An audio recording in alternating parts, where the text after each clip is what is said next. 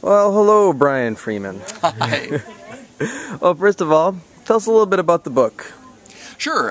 The Burying Place is my fifth suspense novel, and it's set both in Duluth and right here in Grand Rapids. And I write psychological suspense novels, so it's a novel where the drama really emerges out of the emotions and secrets and backgrounds of the characters. And this is a book where it involves sort of two parallel investigations, one that's going on in Duluth and one that's going on in Grand Rapids. And people who are familiar with my books know that you always have to sort of look for where these threads connect. And I try to write books that you have to keep turning the pages, and you have to keep finding out what happens next.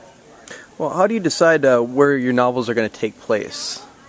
Well, sense of place, I think, is really important in my books, because I think that the place really enriches the drama of the novels. And so when I was starting out, I deliberately did not want to write books that had kind of the traditional settings. You find so many suspense novels set in urban areas, places like L.A. and New York and Miami and Chicago. I wanted books that were set more in rural areas and outdoor areas, and books that didn't deal with urban themes so much as they dealt with emotional themes and family dramas and things that sort of draw people across some terrible lines. So I wanted places that reinforced that, and I've set most of the books up in Duluth because there's this wonderful sense of kind of faded glory about a city like Duluth. It not only has these great extremes in terms of weather, it's got a cultural aspect of it that I think reinforces kind of the emotional nature of my books. And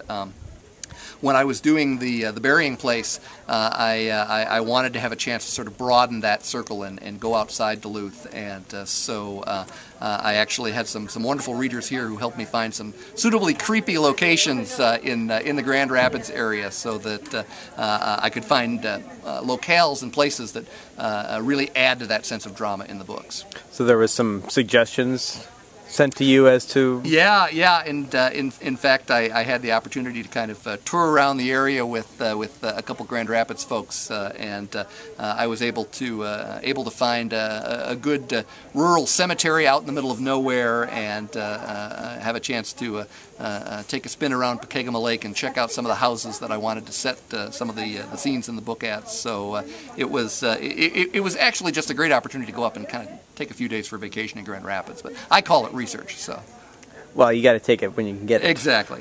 Did you look at other places around northern Minnesota or northern Wisconsin? You know, I've been kind of gradually expanding the reach of the books. In fact, my sixth book is going to be set over in Door County in Wisconsin. So, okay. And my seventh book will be down in southwestern Minnesota. So I'm sort of picking a variety of areas around the Midwest to capture the full essence of the area. Okay.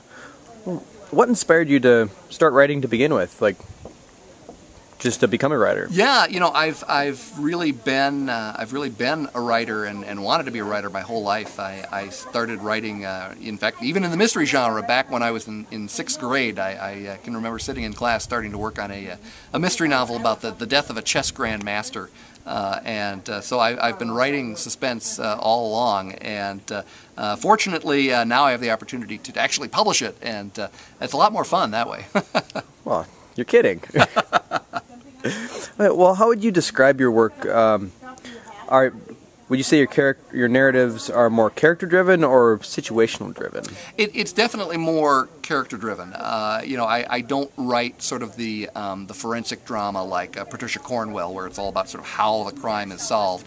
And even though there are police investigations in the books, it's really not police procedural novels the way, say, a Michael Connelly would write. I really want psychological suspense, where what's happening and what drives the plot is really the emotions and the secrets and the backgrounds of the characters. So as you read my books, you're kind of peeling away the psychological layers of the characters with each chapter, and you're reaching the climax. It's not only intended to be kind of a shocking and unexpected climax to the book, but it also should feel like the last piece in the psychological puzzle for those characters. In fact, I'll often tell readers to go ahead and read the book twice, because because the first time you're going to sort of have to read the book fast to find out what happens next, and then I say, you know, go back and read it a second time, because when you read it again and you know what's actually going on with the background of the characters, it really changes the dynamics of the scenes, and suddenly you see a very different side of those characters when you understand what's really happening between them.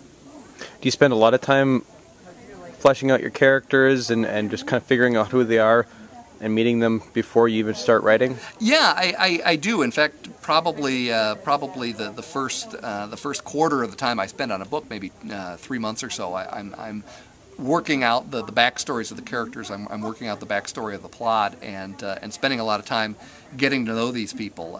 The characters become very, very real to you the more that you work on the book, and they actually sort of start sometimes taking the book in some different directions just based on who they are. So you do have to spend a lot of time getting to know the characters, and it can be hard because I know some dark things are probably going to be happening to those characters, and you do become emotionally attached to them as a writer, and you really share in the tragedies they go through. And so there are a lot of times when I'm writing scenes, I have sort of tears rolling down my face because it's the depth of emotion that's going on between those characters. But I always figure that if I can feel that deeply about the characters, then I can make the readers care about those characters as well.